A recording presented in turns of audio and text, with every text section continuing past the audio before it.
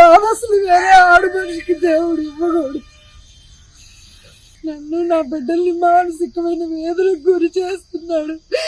Last కి మేము ఆత్మహత్య చేసుకోవాలని నేను నా బిడ్డలు డిసైడ్ అయిపోయాము. మమ్మల్ని ఎన్ని రకాలుగా అందరూ మమ్మల్ని అవిపాలు పాలు చేసేసాడు. లాస్ట్ కి అతను రాజకీయ ఒత్తిడితో నన్ను చిత్రహింసలు పెడుతున్నాడు. నాకు రాజకీయ బలం ఉంది, నీ ఉద్యోగం ఇట్లా చేసేస్తా, నేను ఇక్కడి నుంచి లేపేస్తా, వేరే దగ్గరికి వెళ్ళిపో. కానీ నా శృతి మించిపోయింది, మా శక్తి చాలడం లేదు. అతను బారి నుంచి మమ్మల్ని కాపాడుతాను. మేడం వీధిలోకి ఏడు చేశాను అది. మేడం ఇన్ని సంవత్సరాలకు కాపాడుకున్న పర్వతా తీసేశాడు రా అని.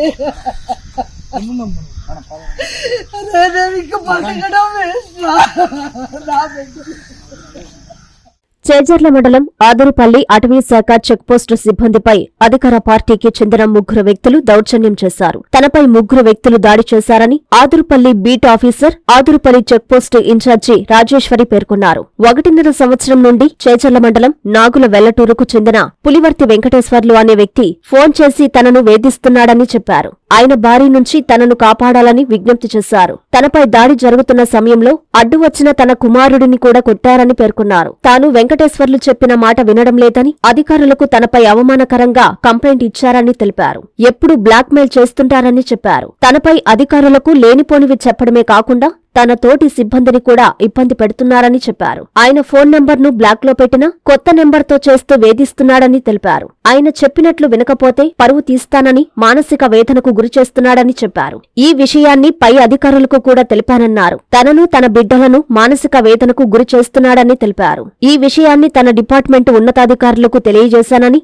వారు నాకు ఎంతో సపోర్టు చేశారని చెప్పారు. వెంకటేశ్వర్లు నాయుడు అధికార పార్టీ రాజకీయ ఒత్తిడితో చిత్రహింసలకు గురిచేస్తున్నాడని తెలిపారు. అతనికి మద్దతుగా అదే గ్రామానికి చెందిన తిరుపతి నాయుడు, మురళీకృష్ణ యాదవ్లు వస్తున్నారని చెప్పారు. ఈ మేరకు చేజర్ల పోలీసులకు ఫిర్యాదు చేసినట్లు తెలిపారు. నా పేరు రాజేశ్వరి, ఆదురుపల్లి బీట్ ఆఫీసర్గా పనిచేస్తున్నాను. ఆదురుపల్లి చెక్ పోస్ట్ కూడా ఇన్ఛార్జిగా ఉన్నాను.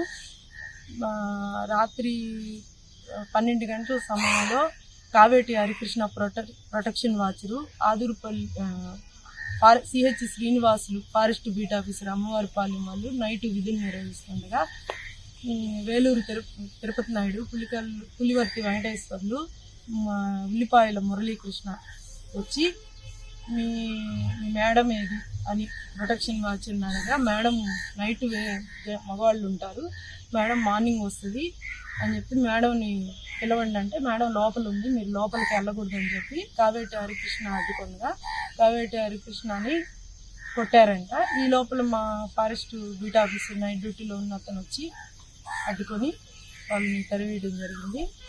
తర్వాత మళ్ళీ ఆ విషయాన్ని హరికృష్ణ నాకు ఫోన్ ద్వారా తెలిపాడు.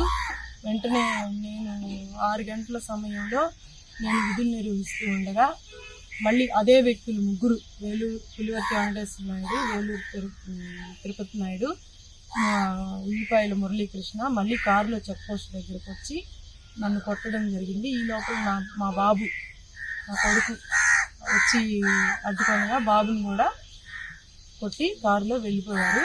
ఈ విషయాన్ని నన్ను ఇట్లాగే 1.5 సంవత్సరం నుంచి వీళ్ళు వేధింపులు గురి చేస్తున్నారు.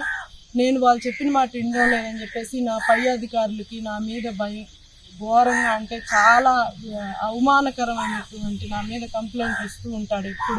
ఎప్పుడు బ్లాక్మెయిల్ చేస్తూ ఉంటాడు. అధికారులకు ఫోన్లు చేసి మీ స్టాఫ్, మీ అమ్మాయి, ఆ స్టాఫ్ ఇలా ఉంది, ఆ అమ్మాయి మీరు ఏం చర్య తీసుకుంటారు, ఏంటి అమ్మాయి ఏం చేస్తే మేము చర్య తీసుకోవాలని మా పై అధికారులు చాలాసార్లు అతనికి చెప్పడం జరిగింది.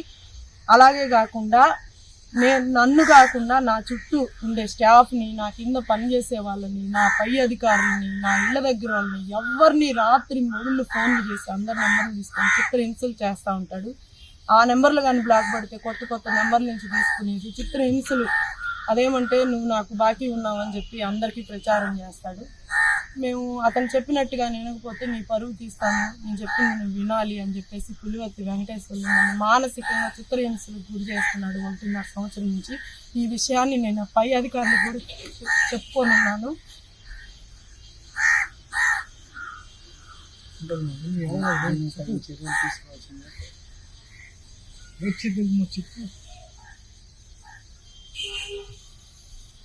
ఈ బాధ అసలు వేరే ఆడమనిషికి దేవుడు ఇవ్వకూడదు. నన్ను నా బిడ్డల్ని మానసికమైన వేదనకు గురి చేస్తున్నాడు.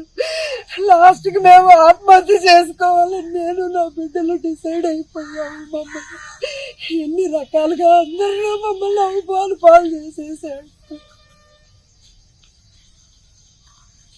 నేను ఈ విషయాన్ని నేను డిపార్ట్మెంట్కి కూడా చాలాసార్లు తెలియజేసుకున్నాను. నా అధికారులు కూడా నాకు చాలా వరకు తోడుండి నాకు ఓదార్పునిచ్చారు. అమ్మా నీకు మేము ఉన్నావు, నువ్వు బాధపడమాకన్నా పై అధికారులు నాకు చాలా సహాయం చేశారు. లాస్ట్గా అతను రాజకీయ ఒత్తిడితో నన్ను చిత్రహింసలు పెడుతున్నాడు. నాకు రాజకీయ బలం ఉంది, నీ ఉద్యోగం ఇట్లా చేసేస్తా, నేను ఇక్కడి నుంచి లేపేస్తా, వేరే దగ్గరికి వెళ్ళిపో. అప్పటికి పై అధికారులకు చెప్పారు ఆ అమ్మాయి ఉద్యోగం వృత్తి చాలా ఖచ్చితంగా పని చేస్తుంది అయ్యా వెంకటేశ్వర్లు, నువ్వు ఎందుకు ఇలా చేస్తున్నావు అని చాలా సార్లు అధికారులు చెప్పారు.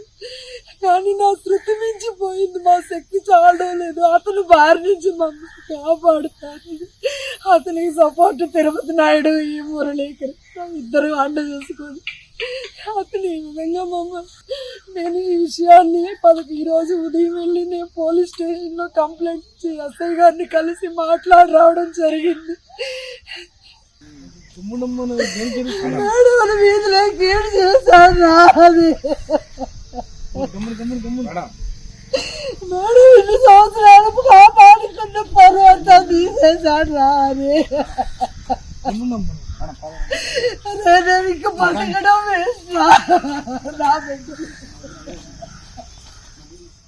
ఓటరు మహాశయులకు విజ్ఞప్తి. ఈవీఎం మరియు వీవీప్యాట్ యంత్రాల ద్వారా ఓటు వేసే విధానంపై అవగాహన. ముందుగా పోలింగ్ కేంద్రంలోకి క్యూలో ప్రవేశించండి. మీ యొక్క గుర్తింపు ధృవీకరణను పోలింగ్ సిబ్బందికి చూపండి. ఓటర్ల రిజిస్టర్లో సంతకం లేదా వేలిముద్ర వేయండి. ఓటింగ్ కంపార్ట్మెంట్లోకి ప్రవేశించండి. ఓటింగ్ కంపార్ట్మెంట్లో బ్యాలెట్ యూనిట్, బిల్లు మరియు వీవీప్యాట్లు ఉంటాయి. బ్యాలెట్ యూనిట్పై మీరు ఎంచుకున్న అభ్యర్థి యొక్క పేరు మరియు గుర్తుకు ఎదురుగా ఉన్న నీలిరంగు బటన్ను నొక్కండి. బటన్ పక్కనే ఉన్న ఎరుపు రంగు బల్బు వెలిగి బీప్ అని చప్పుడు వస్తే మీరు ఓటు వేసినట్లు లెక్క. బ్యాలెట్ యూనిట్ పక్కనే ఉన్న వీవీప్యాట్ ప్రింటర్లోని పారదర్శక కిటికీ అద్దం ద్వారా మీరు ఏ అభ్యర్థికి ఓటు వేశారో ఆ అభ్యర్థి క్రమ సంఖ్య, పేరు మరియు గుర్తు ముద్రించిన కాగితపు స్లిప్పుని చూడండి. ఈ స్లిప్పు కిటికీ అద్దం గుండా 7 సెకండ్ల పాటు కనిపిస్తుంది. తరువాత ఆ స్లిప్పు యాంత్రికంగా తెగి వీవీప్యాట్లోని సీల్డ్ చేసిన డ్రాప్ బాక్స్ లో పడిపోతుంది. తదుపరి పోలింగ్ కేంద్రం నుండి బయటకు వచ్చేయండి. ఇట్లు జిల్లా కలెక్టర్ మరియు జిల్లా ఎన్నికల అధికారి. 13 సంవత్సరాల జూనియర్ కాలేజ్ ప్రయాణంలో విశ్వసాయి మరో మైలురాయి. విశ్వసాయి జూనియర్ కాలేజ్ వారి మరో నూతన బ్రాంచ్ రమేష్ రెడ్డి నగర్ నందు 2024-25 అకాడమిక్ సంవత్సరం నుంచి ప్రారంభమవుటకు సిద్ధంగా ఉంది. అన్నమయ్య సర్కిల్, టోనోస్పేట్, ధనలక్ష్మీపురం ఇలా నెల్లూరు నలుమూలలా ఇంతకు ముందే బ్రాంచీలు కలిగిన విశ్వసాయి జూనియర్ కాలేజ్ ఇప్పుడు మరో నూతన బ్రాంచ్ రమేష్ రెడ్డి నగర్ లో కేవలం 13 సంవత్సరాల వ్యవధిలో అనేక బ్రాంచ్లు స్థాపించడమే కాకుండా 1000కి పైగా మెడికల్ సీట్లు, మరెన్నో ఐఐటి, ఎన్ఐటి సీట్లు ప్రతి సంవత్సరం పొందుతూ ఎప్పటికప్పుడు పిల్లల భవిష్యత్తుని, తల్లిదండ్రుల నమ్మకాన్ని నిలబెడుతూ ఉన్న విద్యా సంస్థ విశ్వసాయి జూనియర్ కాలేజెస్, నెల్లూరు, తిరుపతి.